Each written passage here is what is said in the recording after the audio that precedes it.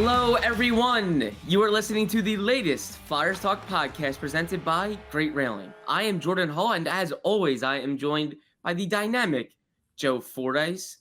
Joe, we're getting closer and closer to September, which is when training camp will start. So I think Flyers season, before we know it, will be here. And one thing I realized throughout the season, throughout training camp, preseason, regular season, one thing that's always debated and constantly discussed is the lineup. And it's a lot like baseball, where the lineup obviously comes out every day and fans love to pick it apart or say what they like.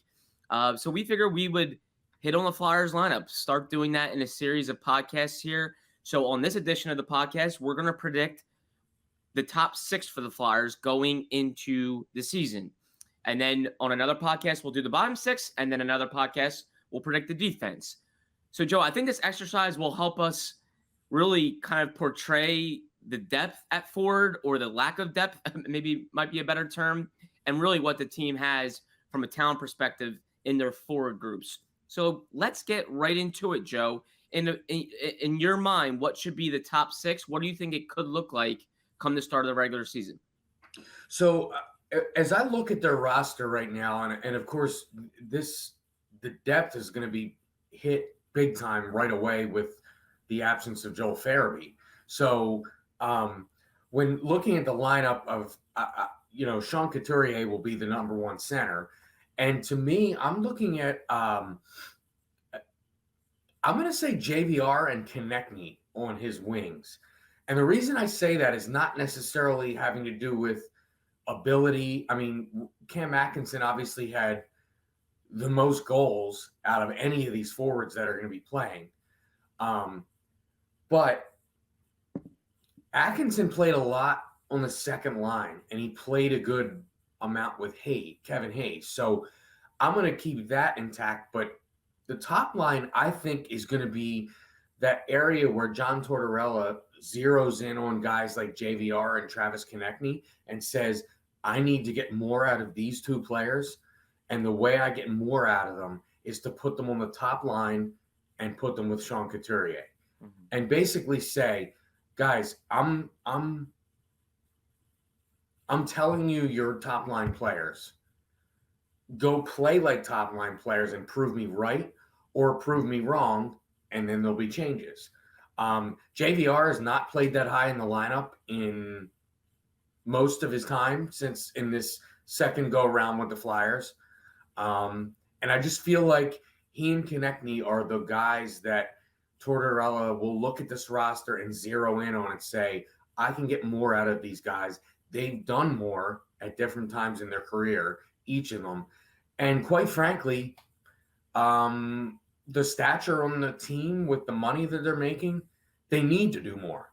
It's not just about they can do more. They have to do more.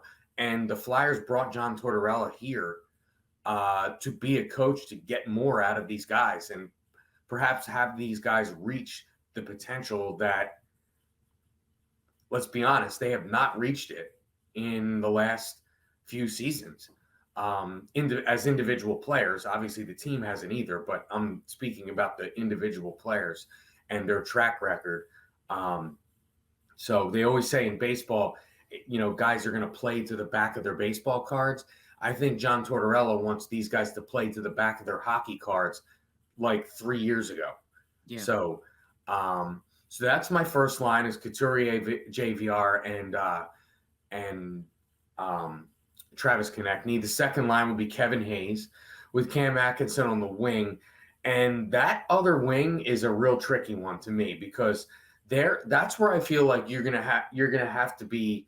It's going to be an experimental spot to start the season with the absence of Farabee. So I'm going to say I'm going to go out there and I'm going to say Noah Cates to start the season because I don't. Why not? Essentially, I mean, you should be in a progression year, and I think you need to find out can he play that high in the lineup? Can he stay that high in the lineup? And obviously, it's only until Joel Farabee gets back. But I think it's a good time to start experimenting with players. So really, when you look around at this lineup, I think he's as good a candidate as any to see if he can play that high in the lineup. And when you put him with playmaking type of players like Atkinson and Hayes, see what he can do. So that's what I'm going to go with for my top 6. It's funny, as I was looking at it this morning, Noah Cates came to mind as a sleeper for that second line. I saw it, and I think they're high on him. I thought he had a great audition. He had 5 goals, 4 assists in 16 games last year. A lot of that was in bottom 6 minutes. So I think the team is high on Noah Cates, and I think they feel like he's a guy that's going to scale the lineup. Like, he can play in different spots. And I have a feeling the way he plays is going to be something that John Tortorella really likes. Yeah, Joe, my first line is the same as yours. I like James Van Riemsdyk, Sean Couturier, Travis Konechny. I think James Van Riemsdyk's spot on that first line kind of shows you where the depth's gone for the Flyers over the last couple seasons. Over the previous 2 or 3 years, we had debated whether James Van Riemsdyk was a second or third line player. Did he have a spot in that top 6? Sometimes he did, and sometimes he didn't. I mean, he was actually benched for a game in the playoffs in the bubble in Alain Vigneault's first season. Now, both of us have him on the first line. So no Jacob Voracek, no Claude Giroux, no Oscar Lindblom. Suddenly the Flyers have definitely a shortage, I think, of on depth, where JVR is looking like a first-line player, or at least certainly a top 6 player. But he's in a prove-it sort of a showcase year. Obviously, it's a contract year for him. I think the Flyers, obviously, there's a good chance maybe they looked into possibly moving him this past offseason. There has been chatter about a buyout, but I don't think that made a whole lot of sense from a financial perspective in terms of what they would actually save on a buyout. So JVR is here. I think he's still a productive player. He led the team in goals last year. He's got streakiness to him. I think he's a pro. I think he goes about things the right way. So I think putting him on that first line will be a good chance to show what he can do, showcase him a little bit, let him build his confidence in a really important year for him and for the team in terms of their futures together. Sean Couturier, no-brainer for me, Joe. And then Konechny, I want to see what he can do with Sean Couturier again. If you remember at the start of 2019-20, when things were good in Flyers land, Konechny was on Sean Couturier's line to start with Oscar Lindblom. It was the team's best line by far. Konechny had his all-star season that year. We all know what Sean Couturier can do for his wingers. He makes them a lot better. I think this is an important year to get Konechny and his swagger back. And I think putting him with Sean Couturier is a good chance, gives you a good chance to do that. So I like that on my first line. Joe, for me, a little different on my second line. I have Scott Lawton on the wing, not Noah Cates, although I really did like that Cates pick. I honestly thought about that this morning. But I like Scott Lawton, Swiss Army knife. He played really well with Kevin Hayes in the bubble to start that round robin. I think they have good chemistry together. And then I have Cam Atkinson on right wing on that second line. I like that line together. I think there's good tenacity. There's good 200-foot play there. Hayes and Atkinson are good friends. I think they complement each other well. So I think you have a solid second line there. I don't think these lines are perfect, but to me, in my eyes, without Joel Farabee, I think it makes the most sense. For me, in a perfect world, I would have probably Joel Farabee on the first line if he's healthy. If he was healthy and he's ready to go, I would have Farabee on that first line, and then I would readjust things down below. But I don't think Joel Farabee will be healthy from the start of the season. I think it could take him a few weeks. Maybe we'll see where he is, obviously after having neck surgery in the off season. But that's my top 6. And Joe, what do you think with JVR on that first line? Does that kind of tell you something a little bit about where this team has gone after the offseason and after the past couple seasons from a depth perspective? Yeah, I was just thinking, and you brought it up, we debated second or third line, and there was a time when it was obvious he was a third-line winger. The production just wasn't there. And quite frankly, JVR is a little bit of a one-trick pony. If he's not scoring goals, there's not a ton of other aspects of his game that stand out. And generally, when you have top 6 players, you need that versatility. You need the guy that's going to play well in his own end. And I'm not saying JVR doesn't do that. I'm just saying he's not known for it. And he's really known for getting in front of the net, causing havoc, scoring goals, and generally the goals that result from causing havoc in front of the net. And, there just hasn't been enough of that this time around with the Flyers. And, we assume they tried to trade him. You mentioned the buyout potential and all that.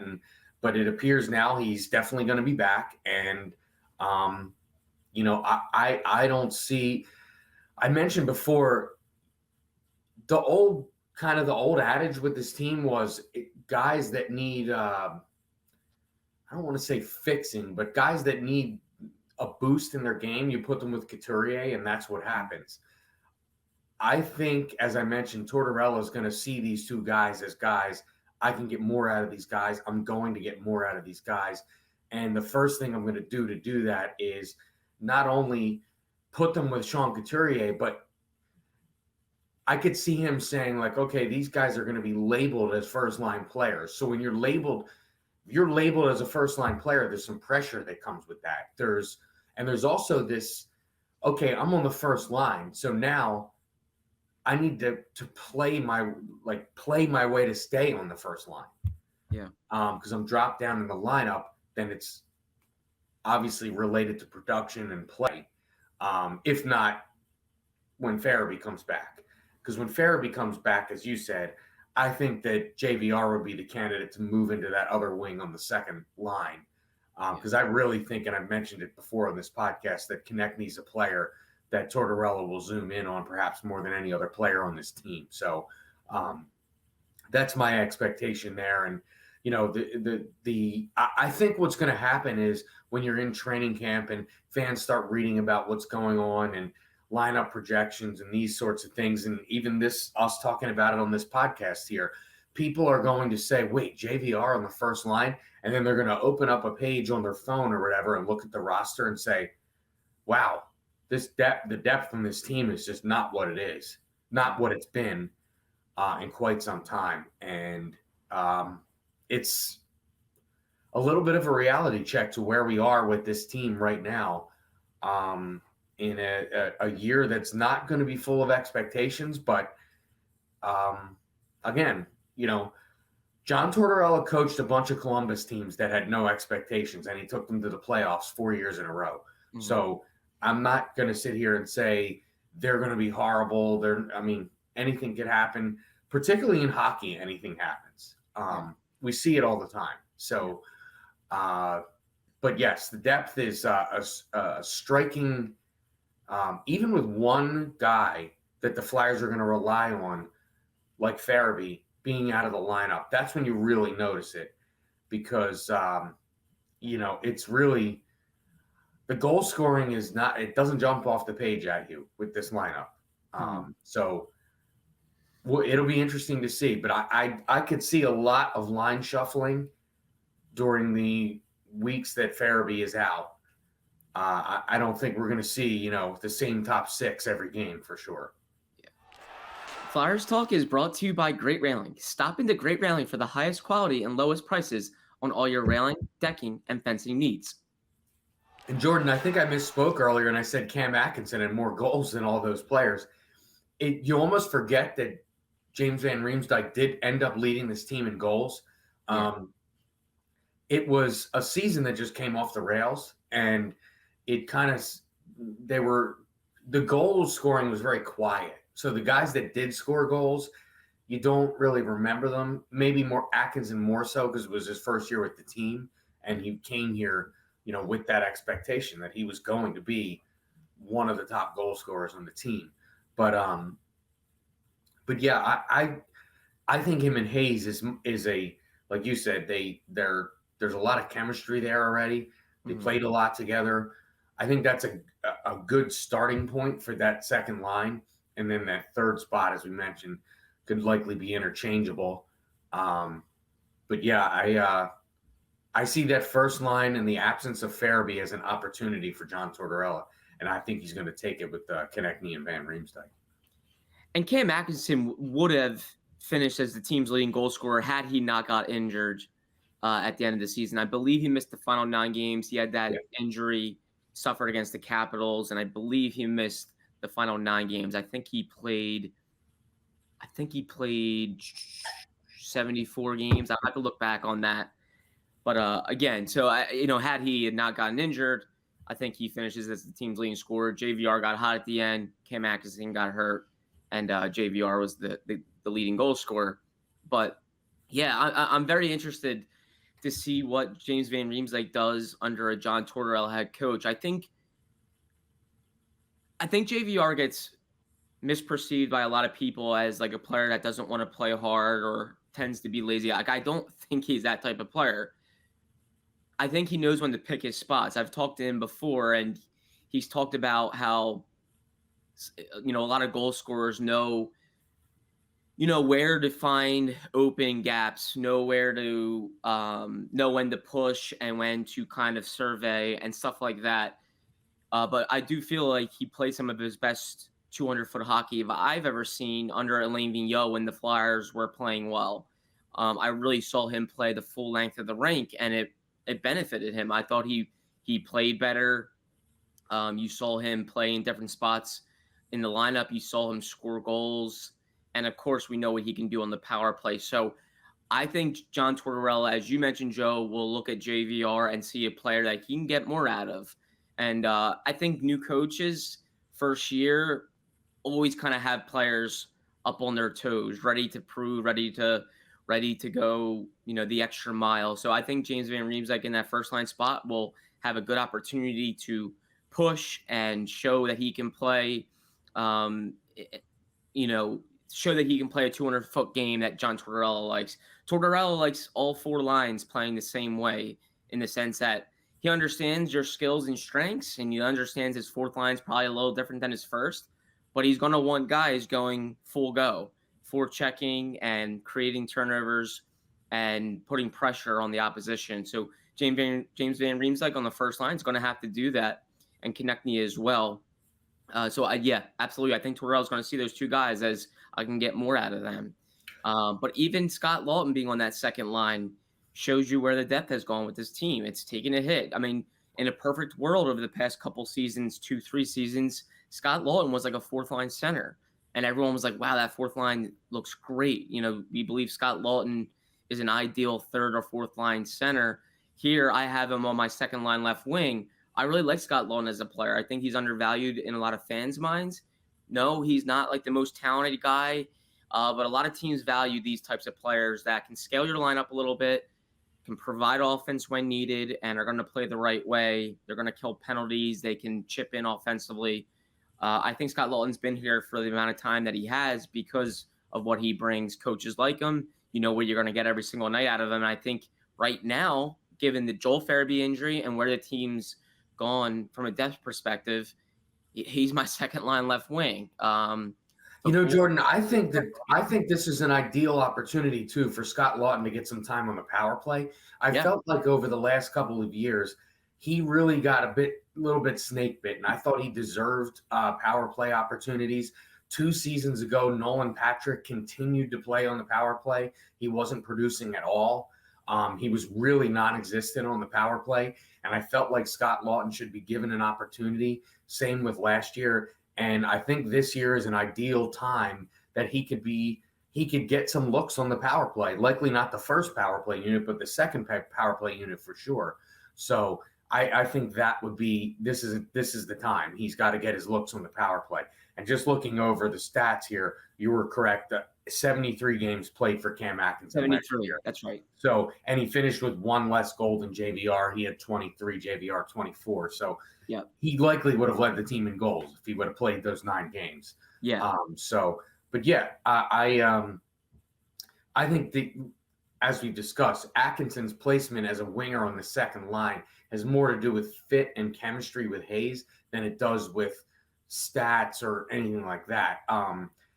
And let's not forget too, Tortorella is very familiar with Cam Atkinson from Columbus. So this is a player he knows already where this guy fits best. He knows how he plays. He knows how to bring the most out of this player. And Cam also, very familiar with the coach. So I think that helps a lot. But I do think, Tortorella is going to use that first line as Couturier aside, because I think he's the obvious first line center. Mm. I think he's going to use that first line as his spots to get more out of players than they've been giving this team over the last few seasons. So that to me, it jumped right out of me. If this is the time without Farabee there, he can definitely kind of put pressure on those guys while encouraging them at the same time with the first line label. Absolutely. And Joe, just how important is the health of Shankar Toriyama and Kevin Hayes? Like, there was times last year where they didn't have either of those two players. And I mean, these are your top two centers. And given where the team's depth is now going into this year, I mean, Shankar Toriyama's health might be the most important thing of anything for this Flyers team. I mean, if he's not healthy, you really just wonder where this team is from a talent perspective. Yeah, I mean, because you look at the depth at center, and we're talking about, you mentioned Scott Lawton as a second line wing. Well, he immediately becomes a center if Hayes and Couturier aren't both healthy. Yeah. And then not only does he become a center, but he becomes one of the top two line centers, depending on, the situation. And, when you're looking down this lineup, it's who are the other center? It's Morgan Frost, and we've talked about it a lot. I don't know that Morgan Frost has shown. If this roster had more depth, I'm not sure Morgan Frost has shown enough to be a center on one of these four lines. Yeah. I personally did not like the way he carried the puck in the zone last year. I thought it was a little on the you saw him come across the blue line with the puck and immediately get poke checked away, which is never, you don't get possession of the puck that way. And we know Tortorella is going to harp on puck possession. And if your center can't come into the zone with the puck, you're not going to have good puck possession. So, and I thought we saw glimpses from Morgan Frost, but I don't think we saw enough to rely on this player. Now, that's, if you look around the league, teams that are not good, that are not successful teams, they don't have a ton of players to rely on, and that's why they're not successful. So we might be in a situation where Morgan Frost is being asked to do way more than he's ready to do. I think we might be there without any injuries. So, I mean, Sean Couturier's health is at worst 1A, most important, behind possibly Carter Hart's. Yeah.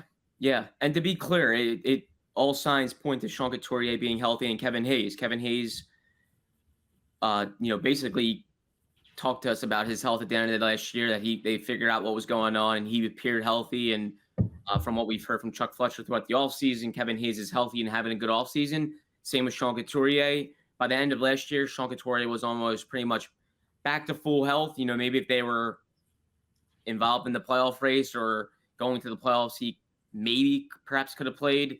But he was practicing in full with the team and looked good. And so he should be having a pretty standard offseason. So from what we've heard, those two players are healthy. But again, they missed a lot of time. Shankar Toriyama played 29 games last year.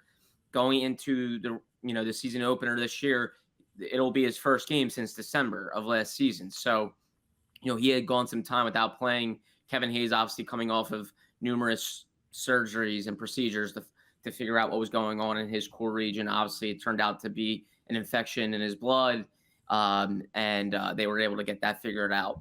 But two guys, very important, especially their health to this team is pretty crucial. So obviously, we all know how important the health will be of Sean Couturier and Kevin Hayes, and I think the Flyers are happy that both those players appear to be healthy going into training camp. Two vital players to this team all across the ice. Well, Joe, this was fun. It was fun looking at what we could see in this top 6 Flyers lineup. I think we're getting closer and closer to training camp, where this will be a consistent, constant discussion among us media folks, among the coaching staff, and among the fans as well. But Joe, thank you so much as always. Great seeing you. Great chatting with you. Can't wait to do it again. A big thank you to Ben Berry, our podcast producer and guru, and Flyers fans. As always, thank you for listening to the latest Flyers Talk podcast presented by Great Railing. Wherever you get your podcast, please rate and listen, and we can't wait to talk to you next time.